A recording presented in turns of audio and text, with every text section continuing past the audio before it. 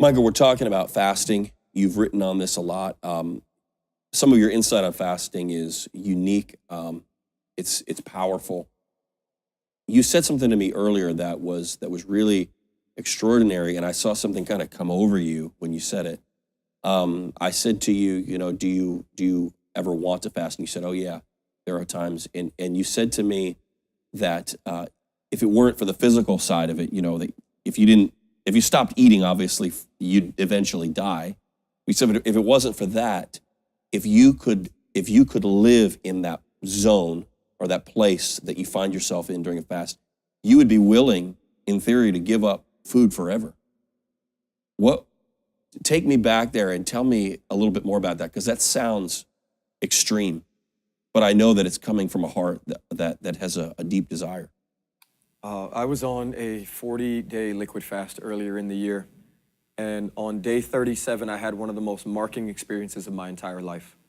I was standing on a Sunday morning in a congregation with worship, and there was just a beauty of worship and the saints, and we were there just focusing on Jesus and singing songs, and as many of us are accustomed to doing.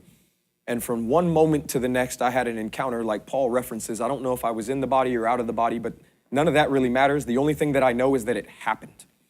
From one moment to the next, I was walking this crazy hillside.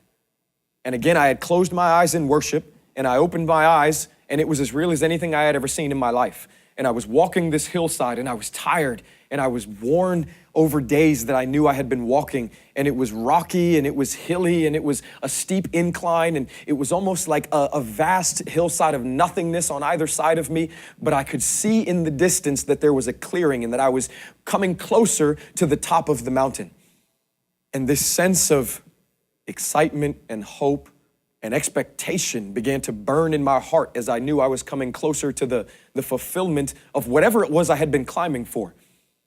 And determination set in, and I put my head down, and each step seemed to gain more strength. And as I got towards the top of this clearing, I was standing on what was now a flatter surface, and I could see the image of an individual standing just in the distance off to my right. And I thought that I had recognized him, and as I saw him, I wanted to get closer to him. And so I began to run, and as I came up on whoever it was that was standing there, I was face to face with Jesus. And he never said a word to me, though the look on his face, it's almost as if I knew what his heart was saying. And he welcomed me, almost as if to say, you made it. You're here. Like, well done. Like you finally reached where it is that you've been climbing for. And we stood there for what seemed like an eternity. And I looked to the right, and to the right of me, I could see the hillside, and I could see the long, rugged path. And it was just so real to me, the price that I had paid to get to where it was that I was now standing. And when I looked to the left, and it was almost like this long, valley where just this luscious green, grassy, the wind was blowing, and the tips of the grass was bending in the wind, and it was more peaceful than anything I knew how to describe or I had ever seen.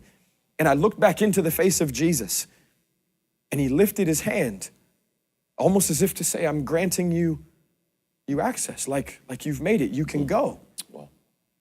And I looked to the left, and the valley and the peace and the serenity, and I looked to the right, and the pain and the turmoil and the climb. And I looked to the left and to the right, and I did this several times, but at the end of it, I looked back into the face of Jesus. And the only words that I could find to muster up in the moment was, Lord, I don't care which way you let me go. Don't let me go either way without you.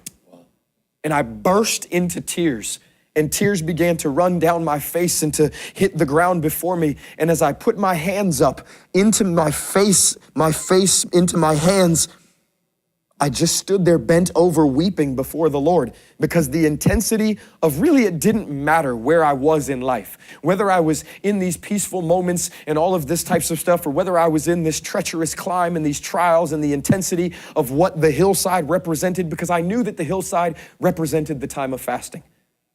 I said, Lord, it doesn't matter what tension I'm living under. What I really want is your presence.